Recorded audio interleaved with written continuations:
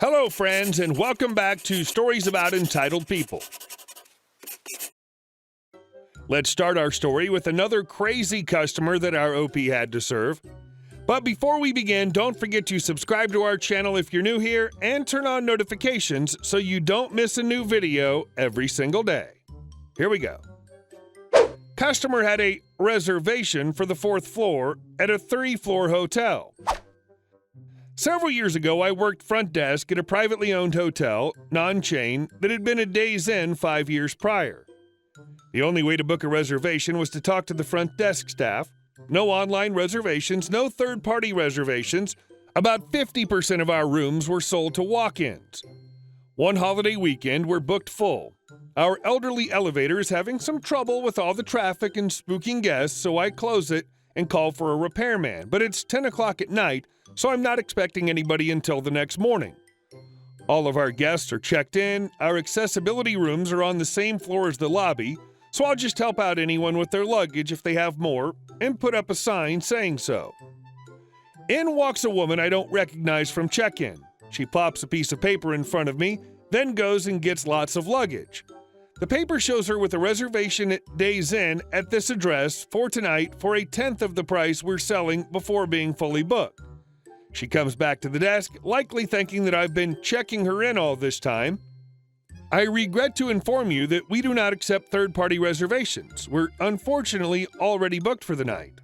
I have a reservation. It's right there. I paid good money for it. Ma'am, I believe you. Unfortunately, you're not in our system because we don't take third-party reservations. They sold it to you fraudulently. You're just trying to steal my money. I have a confirmation number right here. I handed it to you. Yes, ma'am, you handed me a reservation to a Days Inn. We are a blank hotel name, gesturing to a sign. All the signage inside and outside the building is correct. Also, this is for a 4th floor room. We only have 3 floors. I stayed at this Days Inn last year on the 4th floor. This argument continues for a while with me keeping my cool, informing her that we're booked, all of our rooms are full, me insisting that we don't have a 4th floor. Not a Days Inn, don't take third-party reservations, etc. Eventually, she screams at me that I'm going to take her to her room on the 4th floor that she paid for right now. I don't respond, just stare at her with a blank face until she slaps the desk and screams, "Now!" again. I don't mind making a room key, but I do grab my huge key ring and we both load ourselves up with her excessive luggage and climb the stairs. Once we get to the 3rd floor, I gesture to the 3rd floor sign and tell her this is the 3rd floor. I then use my maintenance key to unlock the door to the maintenance stairs, which are not lit, and she trudges up behind me, not saying anything. I open the door to the tarred roof, walk outside, and here's the 4th floor. I hope it's as nice as the last time you stayed here. I drop her luggage and go down the stairs back to the front desk. Honestly, had she been nicer to me, I would have tried to help her get a room at a different hotel and submit documentation to try and get her a refund or chargeback from the third party, but since she screamed at me, I left her luggage on the roof. Plus, she insisted she'd stayed on the 4th floor, so that's what she got. And our second story. Goodwill threatens to call the cops on us for changing our mind about a donation. Happened right before COVID. Father-in-law was a hoarder and we'd been tasked to clean out his house for sale. A lot of it was too old or small to bother with selling. Nickels and dimes add up, but our patience wasn't infinite, and in this day and age, no one wants to argue over $20 for a working tube TV. So we decided we'd donate what we could and toss the rest. As an illustration of how much stuff there was, I ordered a 30-foot dumpster for whatever wasn't donation-worthy. We filled it. Twice. The contents of a single 4x8 closet alone yielded close to 12 30-gallon trash bags worth of clothes, all brand new and probably expensive when originally bought in the 70s and 80s. Yes, I'm sure he paid $200 or more for that 100% wool coat back in '83, but the time and effort it'd take to research and then convince someone else of the value, times 50 times, seemed like a nightmare. Making matters worse, father-in-law's most recent ex interfered with all attempts to sell on Facebook, calling us ungrateful for the free stuff available to us. For all we know, according to her, my husband might have a drastic change in fashion sense and weight. and decide he wanted father-in-law's zoot suit. Or maybe in 20 or 30 years, our daughter will appreciate that we kept the wedding dress from father-in-law's first marriage, circa 1960s. But I digress. Long story short, there was simply too much stuff for us to put up with selling, and we ended up donating a lot of expensive items. We'd probably made 5 or 6 trips to different charities by this point, over the course of several weeks.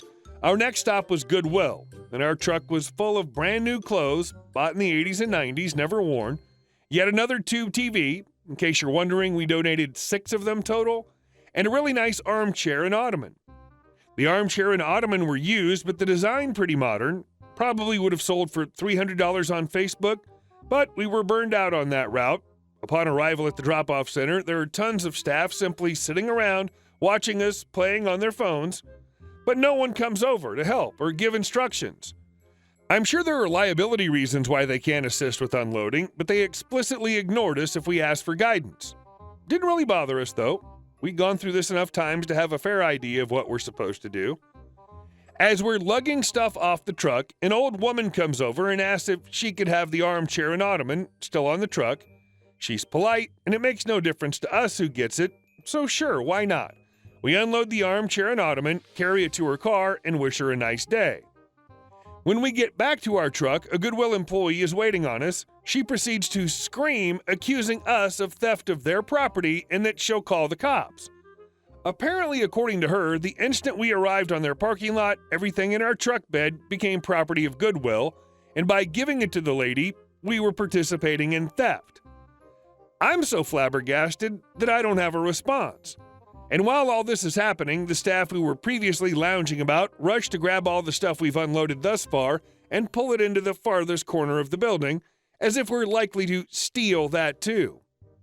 The employee lets us off with a warning that she could have our butts if she so desired, and leaves in a self-righteous huff. Oh, and no donation slip, because we clearly weren't deserving. It seemed greedy and absurd the more I think about it. I wonder if we'd given away a bag of clothes if there would have been a similar reaction. Or was the employee upset because they'd lost out on something they could have made a good sale off of? Edit to clarify, one bag of clothes had items, in aggregate, probably worth the same or more than the furniture. We gave them over 6 bags.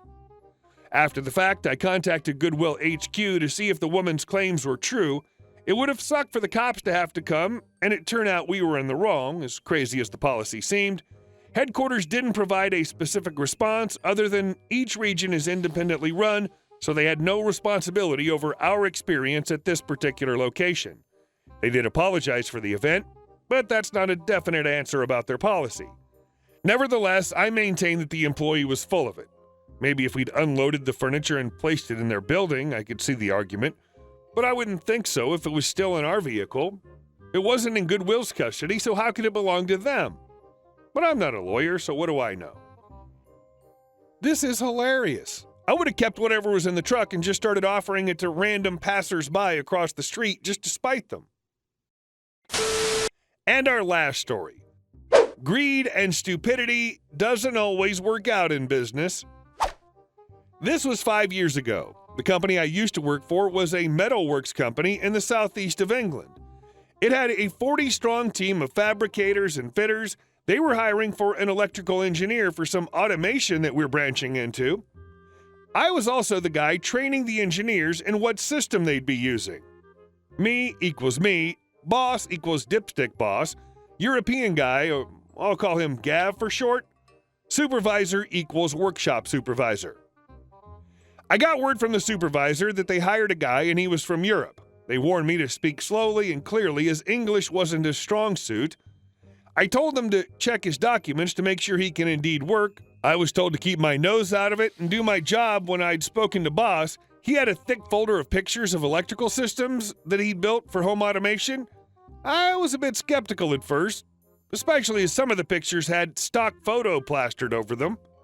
I asked him to make sure he was sure about this, and if he'd done the checks to make sure he was allowed to work. I was told the same thing. Keep your nose out of it and do your job. Okay. A month or so goes by, and I think he understands how the system works and how it should be used with all the safety systems in place. So we take him to a site and leave him to do his thing while the rest of the guys get started on fitting security grill and railing all over the site. Me being the sucker, I agreed to help the rest of the team with the fitting and finish, leaving our new engineer all alone. Big mistake. All the power on the site cuts out. Generator kicks in, all the lights come on, and we discover smoke coming from the room where the fuse board is. An OF moment has just dawned on everyone. What Gavin decided to do was try to wire in the system to a 3-phase board without checking the board. Standard phase board right next to it. First red flag. This made the situation worse as he somehow blew the entire board up and had to explain to the electrician why he had to install a new board. The second red flag came in the shape of a van filled with immigration officers wanting to speak to Gav about him working when he shouldn't have been. I asked if they had any proof of it being the same guy, and indeed it was. I pulled the boss to one side and told him the immigration officers want to talk to Gav and the boss. I could see the terror in his face and panic in his voice as he said, "Call the new guy in so I can get rid of him fast." I politely reminded him that he should have checked before hiring him. He looked defeated. The immigration officers decided to wait around the corner, and just as Gav walked in, the van pulls in and swoop on the poor man and slap him in cuffs. The officers then load him into the van and drive off. A few weeks pass by and the boss thinks he's in the clear. A few weeks later, he sent a letter telling him to make his way to the nearest home office building. To this day, I still don't know what they said to him, as he came back 2 hours later and closed up the workshop and never reopened. But it turns out he's still paying off a massive fine and couldn't afford to reopen. He was later arrested for tax evasion and fraud. Gav and I became friends, and the home office helped him become a British citizen with some help that they offered, so he wasn't removed. Hey guys, thank you all for watching the video, and I'll see you in the next one.